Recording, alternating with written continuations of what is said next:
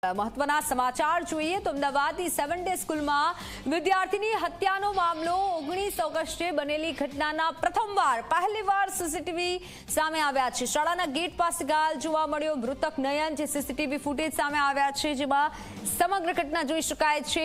ઘાયલ નયન શાળાની અંદર પ્રવેશી રહ્યો છે, છરી વાગી હોવા છતાં સ્કૂલમાં પ્રવેશ કરતો દેખાયો છે। નયન બપોરે 12:53 કલાકે ઘાયલ જોવા મળ્યો હતો। નયન માતા અને અન્ય લોકો સારવાર ખસેડાતા જોવા મળ્યા અને આ સાથે અન્ય એક સીસીટીવી પણ સામે આવ્યા છે, જેમાં એમ્બ્યુલન્સ આવતી અને પાછી જતી જોવા મળી રહી છે અને આ જે સીસીટીવી ફૂટેજ સામે આવ્યા છે તેને લઈને અનેક સવાલ થાય છે। શાળાની બેદરકારી સામે આવી છે।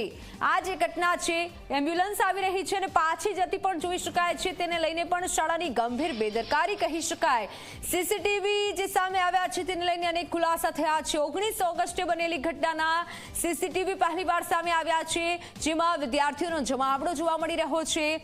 જે મૃતક નયન છે તેને વાગ્યું તે બાદ તે અંદર શાળામાં પ્રવેશી પણ રહ્યો હતો, તે આ સીસીટીવી છે અને ત્યારબાદ ના જે સીસીટીવી છે અને નયનના વાલી પણ જોવા મળી રહ્યા છે।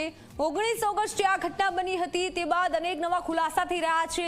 શાળાની ગંભીર બેદરકારી પણ જોવા મળી છે। એક તરફ પ્રિન્સિપાલને ફરજ મુક્ત કરાયા હતા। ફોનલાઈન પર સંવાદદાતા ઉદય જોડાઈ ચુક્યા છે। ઉદય, સીસીટીવી પરથી ઘણું ખરું સમજી શકાય છે। જો વાત કરવામાં આવે તો જે ઘટનાથી આખું ગુજરાત હચમચી ગયું હતું અને જે ઘટનાથી દરેક વાલીઓ માટે લાલબત્તી સમાન આખો કિસ્સો હતો, શાળા સંચાલકો માટે લાલબત્તી સમાન કિસ્સો હતો, એ ખોખરાની જે 7th ડે સ્કૂલ છે જેની અંદર નયનની હત્યા જે છે એ મામલો હતો। ત્યારે એ મામલાના સૌથી પહેલા સીસીટીવી ફૂટેજ જે છે એ 24 કલાકે ગઈ રાત્રે પણ પ્રસારિત કર્યા હતા, દર્શકોને દેખાડ્યા હતા।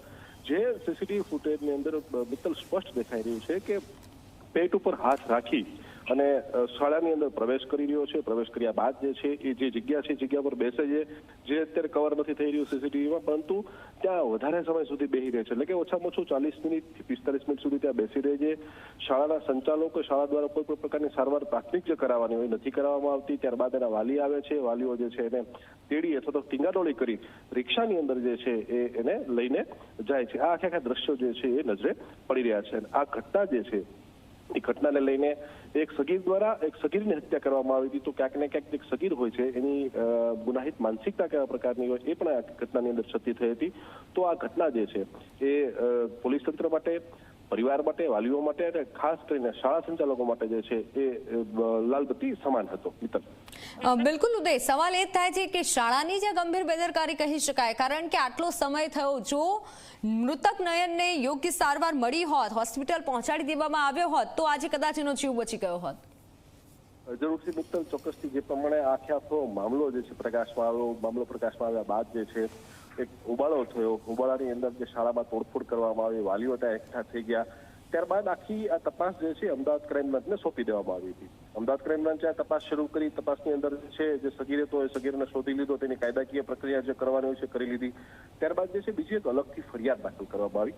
આ ફરિયાદ જે બીજી દાખલ કરવામાં આવી હતી એ શાળા સંચાલક અને પ્રિન્સિપાલ જે હતા એની સામે દાખલ કરવામાં આવી હતી। ક્યાંક ને ક્યાંક એની બેદરકારી જે છે એ નજરે પડી હતી, કારણ કે જે સીસીટીવી જે તપાસવામાં આવ્યા, તપાસ કરનાર એજન્સી અમદાવાદ ક્રાઇમ બ્રાન્ચ દ્વારા, તો સીસીટીવીની અંદર અમુક બાબતો જે છે સ્પષ્ટ થઈ।